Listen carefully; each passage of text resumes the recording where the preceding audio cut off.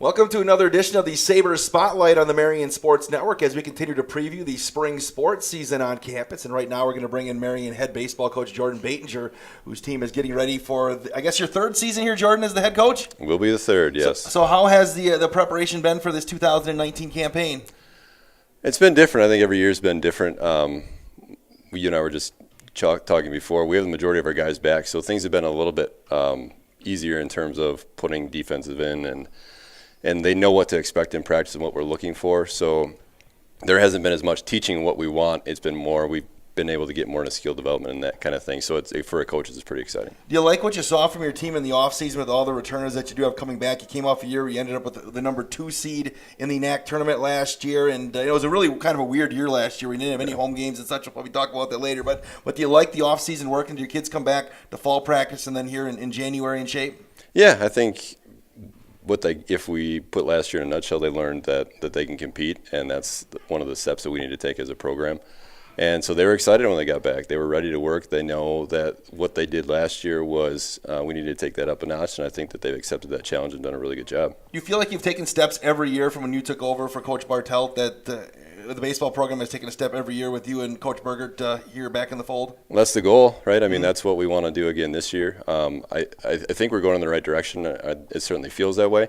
But as soon as you start to think that and think you got it down, I think that's when you get smacked in the mouth a little bit. So we're cautiously optimistic, yeah. Well, can we talk a little bit about your team? You bring back, you mentioned a lot of skill position players when it comes to in the field, but let's talk about pitching first. I mean, you bring back a lot of pitching from last year's team that was quite successful. Yeah.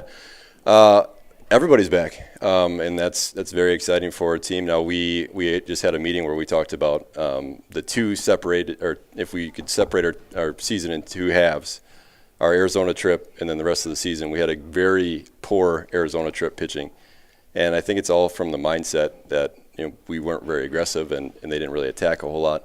And we got to the conference season, and they did a much better job of that. And it's a growing process, like we talk about building. And so we feel like we're better in that area now. We have a lot of guys coming back with innings in big games in the conference season and also the conference tournament. So I think we're going to be pretty strong there.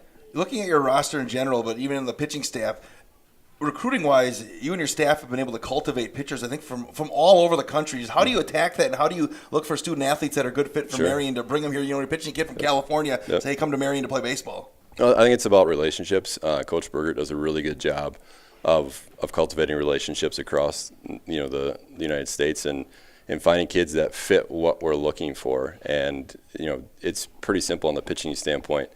We want guys that are very confident and really love to work at what they're doing, and they don't get bogged down with some of the external things going on that can really get in the way of being really good. Do you think that right now you're in a position as well, too, when it comes to pitching where it's competition-wise and you're not saying, this guy's 1, 2, 3, 4, is that set in stone, or do you have such depth in the pitching where guys are really going to be battling, week in and week out for innings and, and things like that? Sure. I think maybe a combination of the two. I think we were just having a conversation in the office earlier with one of our pitchers, and I don't really ever label 1, 2, 3, 4. And I don't think that really matters that much because they're gonna prove to everybody who deserves to throw the most innings, right? I mean, Zach Sandoval had an amazing year last year, but going into the spring trip, he didn't pitch until day 3, and he pitched extremely well, and he earned all the innings that he got last year. And that's kind of the way that I look at it. We don't have anything set in stone going in, even on our spring trip yet.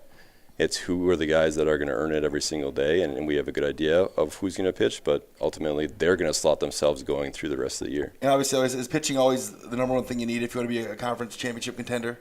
I think so. I mean, I think most stats would bear that out. I think the game is changing a little bit now in terms of where the pitching innings are coming from, but I think you still need to have a lot of quality arms that are very confident and will attack in the most difficult moments. Talking with Jordan Baitinger, the head baseball coach here at Marian University, as we get ready to open the season down in Tucson in mid-March. Coach, talking about guys on the hill, you bring back some veterans behind the plate this year, don't you? Some guys that saw a lot of time last year. Yeah, young guys. They're both sophomores that played primarily last year for us, Nick Duganzik and Sean Meyer. Also, both great kids, both guys that have earned the role of being in a leadership position this year. They our pitchers trust them a lot, and they put a ton of work in all areas, and that's kind of how they've earned the trust so far. You even saw those two guys last year when it came to – you happy with what you saw from those guys as freshmen coming in and taking charge and taking command of a game and their pitching staff and working with that as freshmen? How hard is that as a freshman coming in from high school to all of a sudden work with a college staff? Yeah, it's not easy. Things are a lot different, and we don't call pitches, so that's another thing that is added, and many high school coaches do. So there's a lot to learn, and we challenge them to learn about our guys' personalities, what they need when things aren't going well on the mound. So there's a lot for them to understand, and on top of that, they're in charge of the defensive calls, so there's a lot that goes into it. But there's never been a question in our mind that those two guys are able to handle it, and they were able to handle it right away. I like about those two guys, they're both very sharp guys, got to know both those guys a little bit. Both totally different personality type of guys, but they both get to the same place where they're going with their staff. They're both also different baseball-wise, too. Sean is just raw athleticism, and Nick is more of a grinder, and but they both do things well, and they know what they do well. Can you talk about your infield coach? I mean, you have a lot of guys that saw action at different positions last year on the infield, but a good core coming back. Yeah, so I think Jake Fallish will be at shortstop again. Travis Lifko will be playing third base. They both played a lot last year. Both learned a lot last year, I think, and they're having really good off seasons. And then the right side is kind of the question mark for us. So who's going to earn those opportunities and really provide something that I think from those two spots we need something offensively to really make our team complete. On the outfield for the Sabres this year, there were a lot of different guys that logged innings in the outfield last year for your team, and a lot of those guys are back. Yeah, I think it'll be a little bit of the same this year unless someone really runs away with the position. Nick Bestine, if you look at his numbers, I don't think that it would be, it's not going to jump off the page, but he is just such an outstanding defensive player. He's a guy that it saves us a lot of outs, and he'll get a lot of opportunities out there. And then the rest of the guys are, there's a lot of guys that, like you said, they got opportunities, and now it's who's going to grow from those opportunities and really be a consistent offensive producer, and that's what we're looking for. Going back to Tucson this year, you've got 10 games against. You're going to be an honorary member of the Minnesota Indians I know, right? Conference this year. You're playing just about every team that's down there. But how do you approach Tucson this year? You got a pretty good team in Bethany on the 15th. You open up with a doubleheader. Yeah, the message is, and it always will be, that we're not really concerned about who we're playing. We're going to get tested, but we want to go in there with a mindset that we're going to control what we can, be present in the moment, and just compete as hard as we can, and we'll see where we are when we're done. You obviously want to win all those games, but do you use Arizona a little bit sometimes to put guys in situations and just see how to get you ready for the NACC season? Yeah, I mean, there's a lot of things that we need to figure out, and even on the pitching side, how we're going to line up our bullpen, what that's going to look like, and then who's going to be a consistent producer offensively is kind of how we're going to end up making our lineup for the stretch run. You see a lot of teams go to Florida, a lot of teams go to Arizona, but Marian over the last few years have kind of settled on Tucson, and that's just a very good place, isn't it, to go when it comes to playing games, just for the technicalities that go behind playing and the function, right? Yeah. Tucson's a good place. Why do you like Tucson? It's easy. We know that the weather is going to be fairly good. We haven't lost any games. The travel is easy. All of our games are in one place, although sometimes when Enterprise calls us, Enterprise calls us and tells us they don't have any vans, and we got to make some adjustments, right, Wade? Yeah, that was interesting. Make a couple last trips, year. yeah. We still got it done though, right? Yeah, we did, yeah. But for the most part, it's easy. We know we're going to play in the same spot. We know there's going to be good competition. There just hasn't been a real big reason for us to change. Have you ever gotten rain in your years going down there? There have been days, and I think even maybe when I was an assistant, a game got cut short because of rain. But for the most part, not a whole lot. I just remember the first year that I went down 2 years ago, I don't think we were below 85 the whole time, and last year we got into the 50s for a few games. Cold, we can handle that, though, but it's not going to rain, which makes it so much easier. And you mentioned competition-wise, you see all forms of competition there, and it's a good test for the Sabres.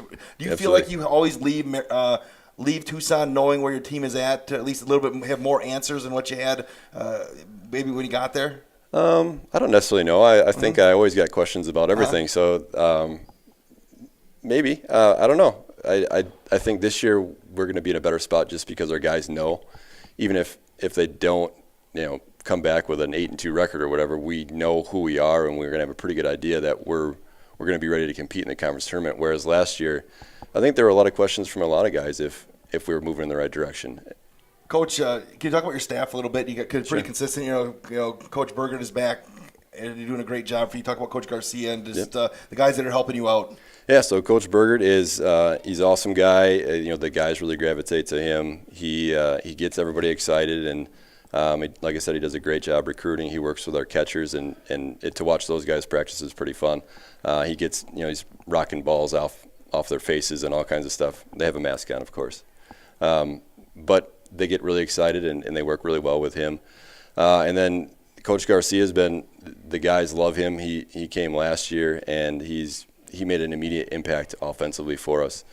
And he's done a lot to help reinforce the cultural things that we're looking for. So it's been a lot of fun working with the two of them. And then we also have Hunter Berry, who came back, graduated last year and is helping out, and he's doing a great job too. Coach, can you talk about the conference? I think when people talk about the NACC, obviously they talk about CUC, a team that's gone deep into the postseason, into the World Series and things like that. But just what's your take on the NACC in general going into this season? I think the NACC is quietly becoming one of the deeper leagues, especially in the Midwest. With Aurora and CUC both getting into the regional tournament last year, it shows that there's some depth there. But that's not the whole story. There's a lot of really good teams. It's really competitive. I think it's going to continue to grow as you watch the programs in our conference. There's a lot of programs that are getting better. So it is going to be fun this year. I think it's going to be a little bit more wide open than it has in the last couple of years. But it's still going to be a grind. Now, the preseason prognosticators picked Marian kind of in the middle of the pack. I mean, You were the 2 seed last year. Just what do you look at? What's going to take for maybe you guys to push back up towards that number 2 spot this year, or push the number 1 spot? I think the first thing is that our guys and the coaches don't really care about it. We're focused on what we need to do on a regular basis to put ourselves in a good position to be successful. We need to play. We need to be present, and we need to pitch, and we need to play defense and score enough runs. It's pretty simple. Everyone's got the same formula. I think for us, it's having the confidence in once we have the opportunity in the conference tournament to take the next step. It'd be nice to get some home games this year, wouldn't it? Last year, I think we had the home opener on like a Sunday, and then the season finale was like the following Wednesday. Right. Yeah. Our first home doubleheader was Senior Day. Mm-hmm. So it would be nice to play a few more games at home. But if we learned anything, it's that it doesn't really matter. We can win games on the road, and that's kind of the mindset I want our guys to have. One of the things when it comes to recruiting on the facilities, obviously where we are in Wisconsin, so you never know what spring's going to bring. Having Lenz Fieldhouse obviously makes preparation for the season and practicing so much easier, knowing you can go indoors and get some work done. Right, and we can do a full infield. We can do pretty much everything. We're getting live reps in live game situations. We've been doing it for 2 weeks where we've been throwing live and doing live situations, so our guys should be prepared once we get to Arizona. It's always a little bit different, but it does make the winter weather a lot easier to take when we can get just about everything we need to done. Well, Coach Baitinger, it should be fun. March 15th, Bethany, a doubleheader out in Tucson, and I'm coming along, so those games should be on the Marian Sports Network again. Right. People can always dial it in. Yeah, and make sure you email Wade during the game to let them know where you're at. It's watchmarian@gmail.com is the email this year. We like hearing from people. It's kind of fun, though, the kind of relationship we built with a lot of the Marian baseball fans, whether it be family members or former players. As we broadcast these games, I'll get emails, and I remember last year we had like the Pappases and the Sandovals were having conversations through me about things while the game going on, because it's kind of like it's a big family, isn't it? It's a family atmosphere, and everybody feels like they're part of the program. Yeah, that's what it's about. It's about building relationships. Obviously, we want to win, and we want to be successful, but at the other end of the spectrum is we're building strong relationships that should last the rest of their lives. All right, Coach Baitinger, thank you so much for the time. Thank you, Wade. Marian baseball coach Jordan Baitinger. This has been a Sabres Spotlight on the Marian Sports Network.